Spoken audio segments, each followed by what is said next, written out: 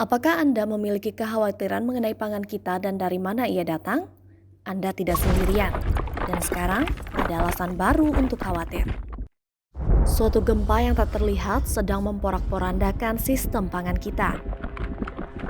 Rekahan baru ini menyebar mulai dari raksasa teknologi seperti Silicon Valley di Seattle, perusahaan manajemen aset yang mencurigakan di Wall Street, hingga ke rantai pasokan pangan yang sudah terindustrialisasi, termasuk benih-benih tumbuhan, rak-rak makanan di toko, hingga makanan di meja Anda. Siapapun, baik petani, penjual, atau pembeli makanan, kita semua akan mengalami dampak dari rekahan yang cepat ini. Jadi, apa yang sebenarnya terjadi? Baru-baru ini kita mendengar kabar bahwa perusahaan yang amat besar di bidang benih dan agrokimia seperti Bayer dan Monsanto telah melakukan merger alias penggabungan. Tapi itu hanya sebagian dari ceritanya. Perusahaan-perusahaan agribisnis raksasa seperti Bayer, Corteva Agriscience, Syngenta Group, dan BASF kini mulai bergabung dengan perusahaan yang sama besarnya dari industri non-pangan. Tujuannya untuk membentuk sistem pangan yang menguntungkan kepentingan mereka. Lalu, perusahaan investasi raksasa yang mungkin hampir tidak pernah didengar oleh kebanyakan orang mulai membeli saham perusahaan pangan dan pertanian. Dengan demikian, mereka akan mempunyai pengaruh besar dalam perkembangan sistem pangan dan pertanian di masa depan. Gambaran sekilas pada tahun 2016 menunjukkan bahwa 5 perusahaan investasi terbesar di dunia semuanya telah memiliki sebagian saham di semua 5 perusahaan benih terbesar di dunia. Apakah ini menjadi masalah? Ya, tentu saja. Hal ini merupakan praktek anti persaingan usaha bernama horizontal shareholding atau kepemilikan saham secara horizontal yang mendukung segala upaya anti kompetisi yang dicanangkan oleh korporasi. Hal ini memungkinkan dominasi segelintir korporasi untuk mengubah keseluruhan industri pangan dan pertanian global demi kepentingan para pemegang saham dan pemimpin korporasi-korporasi tersebut. Tidak ada niatan untuk melindungi para petani kecil atau kesehatan masyarakat. Mereka hanya berminat mengisi pundi-pundi para pemegang saham dan pemimpin perusahaan itu.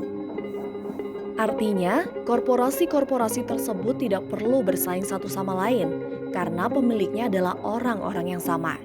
Jadi, mereka bisa menaikkan harga sehingga apapun yang berkaitan dengan pangan dan pertanian akan menjadi lebih mahal untuk kita semua. Namun, mereka tidak hanya berminat terhadap pangan, mereka juga tertarik terhadap data. Perusahaan keuangan besar juga melakukan investasi di bidang teknologi. Bersama-sama mereka telah merencanakan bagaimana cara untuk menggunakan data tersebut agar bisa meraup lebih banyak uang. Permulaannya adalah transisi total menuju pertanian digital yang bersifat otomatis. Korporasi keuangan dan teknologi ingin pertanian bersifat online atau daring, tidak mempedulikan apakah para petani menginginkannya atau tidak. Selanjutnya ada banyak hal yang direncanakan. Kombinasi dari drone, jaringan 5G, balon Wi-Fi, dan satelit internet disebarkan di langit seluruh dunia.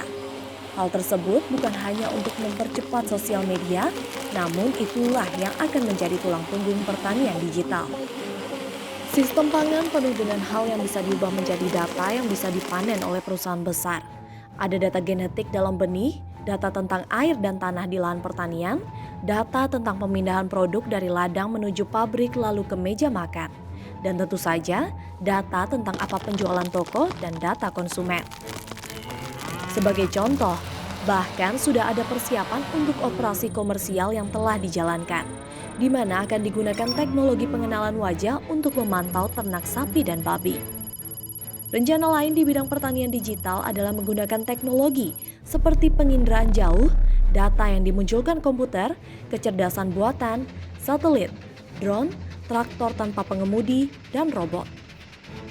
Siapapun yang mengumpulkan dan memiliki data ini akan mempunyai kekuasaan dan pengaruh yang amat besar, terutama di masa kini, di mana data dikumpulkan dan diperdagangkan dengan nilai yang luar biasa.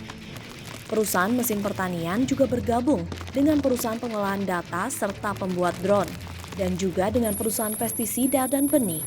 Mereka berinvestasi dalam platform teknologi digital guna memastikan mereka tidak ketinggalan dalam meraup keuntungan besar dari usaha raksasa ini. Lalu, bagaimana dengan para petani?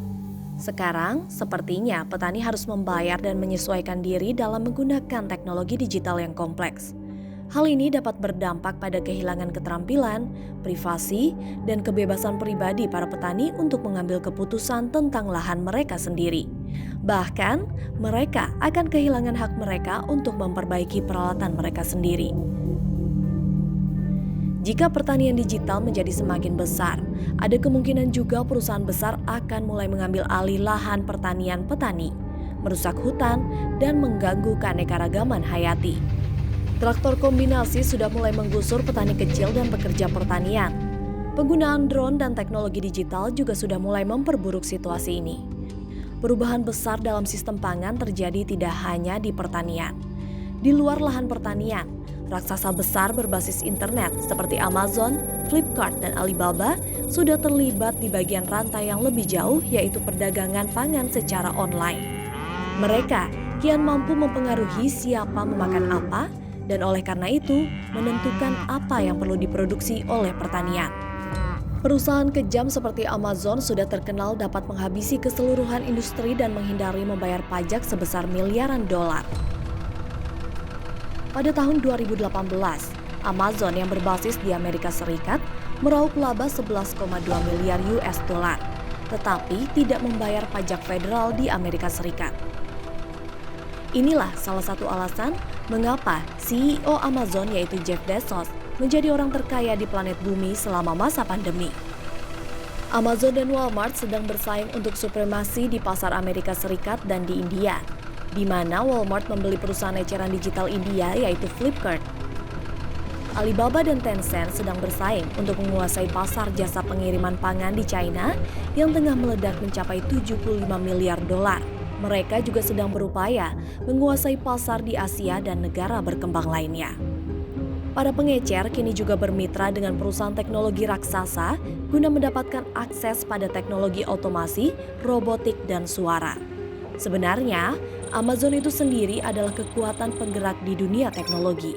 Perusahaan ini memiliki perusahaan pelayanan komputasi awan atau cloud computing, yaitu Amazon Web Services atau AWS. AWS juga menjual teknologi kecerdasan buatan atau artificial intelligence dan pengenalan wajah atau facial recognition. Beberapa tahun terakhir ini, AWS menyumbangkan laba besar bagi Amazon. Amazon menggunakan uang yang didapat dari menjual sepatu, buku, dan komputasi awan untuk menerobos ke bidang pangan dan pertanian. Di China, Alibaba dan Tencent juga sedang melakukan hal yang sama. Dari sudut pandang Amazon, menggabungkan artificial intelligence dan belanja pangan secara online akan sangat menguntungkan. Perusahaan ini mendapatkan data berharga dalam jumlah besar tentang apa yang kita makan setiap hari. Data ini akan dianalisis menggunakan kecerdasan buatan dan hasilnya digunakan untuk memprofil dan mendorong kita untuk mengkonsumsi semakin banyak produk mereka. Melalui analisis data tentang perilaku kita, perusahaan-perusahaan ini menciptakan profil psikologi yang mereka gunakan untuk memanipulasi dan membentuk pilihan-pilihan kita. Sebenarnya, seluruh rantai pangan industrial, sebagaimana selama ini kita ketahui, sedang berubah dengan cepat. Perusahaan data besar kini menjadi perusahaan pangan besar dan sebaliknya. Sudah saatnya untuk memutus rantai ini, mengatur dan mengendalikan perusahaan-perusahaan raksasa sebelum gempa bumi yang mereka ciptakan tidak dapat dihentikan.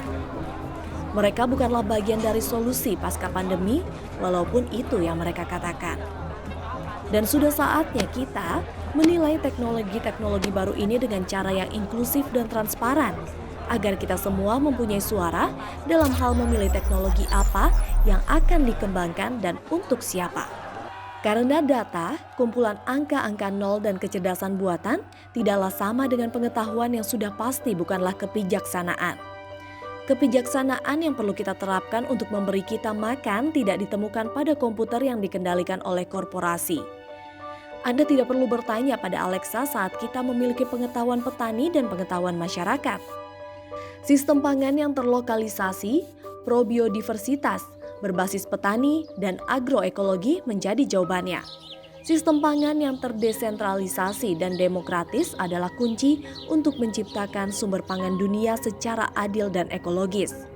Hal ini baik bagi petani, bagi ekonomi lokal, menghasilkan pangan yang bergizi, melindungi keanekaragaman hayati, dan akan membantu menghentikan pandemi di masa datang. Jika kita menghasilkan pangan dengan cara yang melindungi petani kecil dan pengetahuan petani, ketimbang demi keuntungan perusahaan di Silicon Valley, bekerja dengan harmonis dengan lingkungan dan komunitas lokal, maka kita semua akan merasakan manfaatnya.